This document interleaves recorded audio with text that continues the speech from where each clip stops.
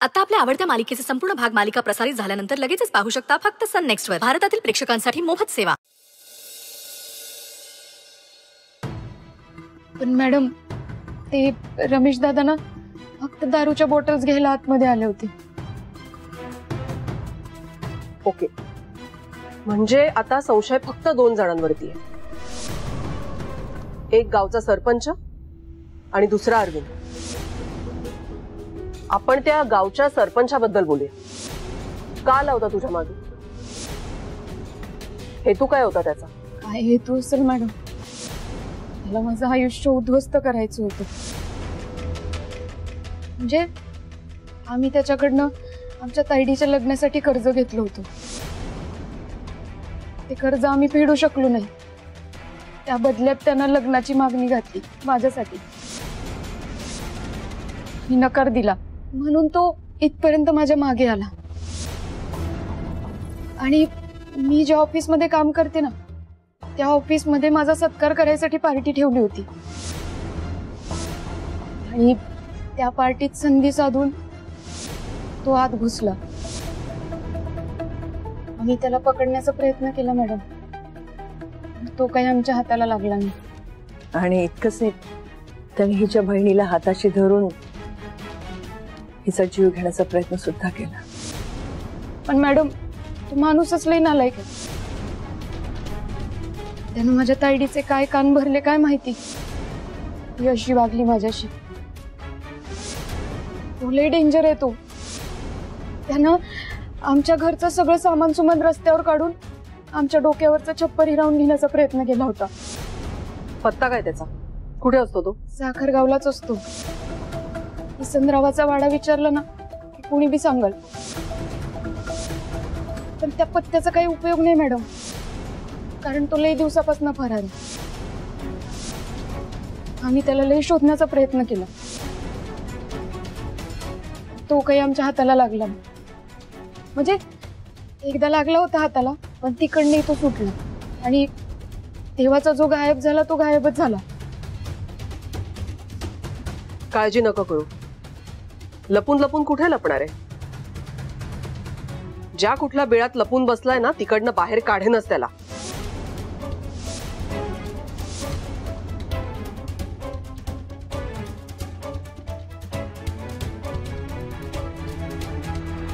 या अंबिका देशमुख पासून लपून बसणं भल्या भल्यांना जमलं नाहीये.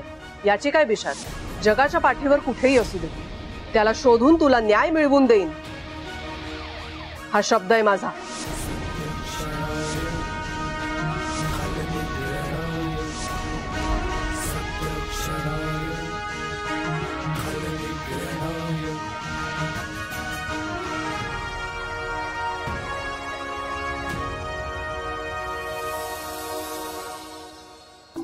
पाहिलंच ना किती छान सपोर्ट केला त्यांनी आपल्याला. सगळं काम व्यवस्थित. मॅडम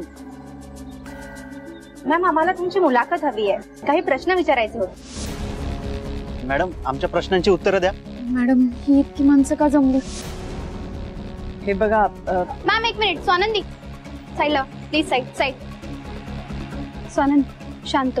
चल मी सांगते तुला.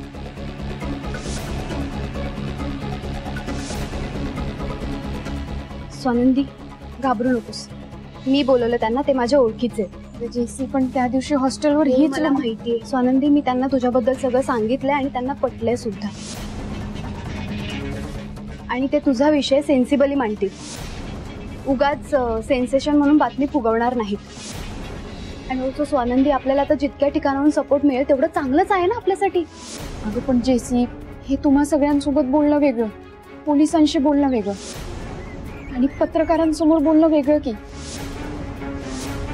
मी बोललेलं कित्येक घरात जाईल, ते लोक वाचतील, बघतील, काय विचार करतील, किती चर्चा होईल त्याची.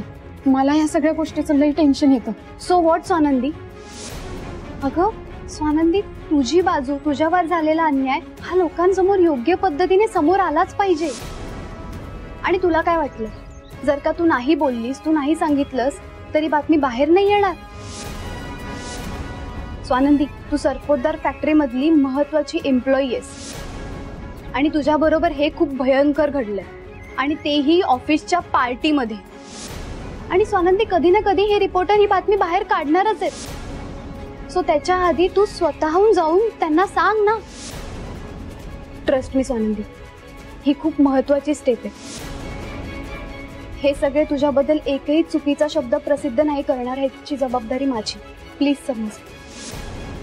आणि मी आहे ना तुझ्यासोबत. जेसी अगं पण स्वानंदी, स्वानंदी, आपल्याला न्याय मिळवण्यासाठी अनेक गोष्टी कराव्या लागतात. तुझ्या गुन्हेगाराला मी शोधून देईनच, पण या बातमीमुळे, या पत्रकारांमुळे ते लोकांच्या लक्षात येईल आणि तो गुन्हेगार सापडायला आपल्याला मदतच होईल. ही मैत्रीण ना तुझी, मग विश्वास ठेव तिच्यावर. स्वानंदी, या पत्रकारांना सगळं खरं सांग. आणि तुला भीती वाटत असेल ना, तर मी आहे तुझ्यासोबत. हे बघ, इथून पुढे आपल्याला खूप धाडसी पावलं उचलायला लागणार आहे. आणि एक लक्षात ठेव, ही जी घटना घडली आहे यात तुझा काहीच दोष नाहीये. त्यामुळे जे काही घडलंय ते सगळ्या जगासमोर बिनधास्त मांडायला शिक. चल.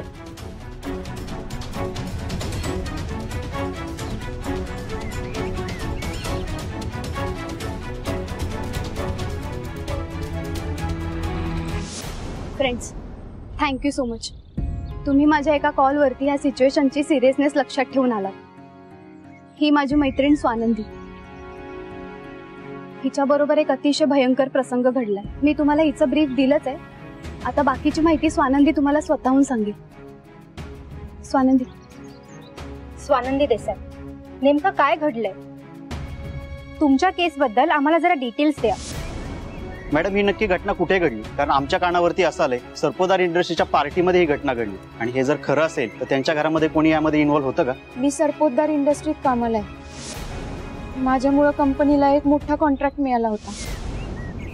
फायदाही झाला कंपनीला.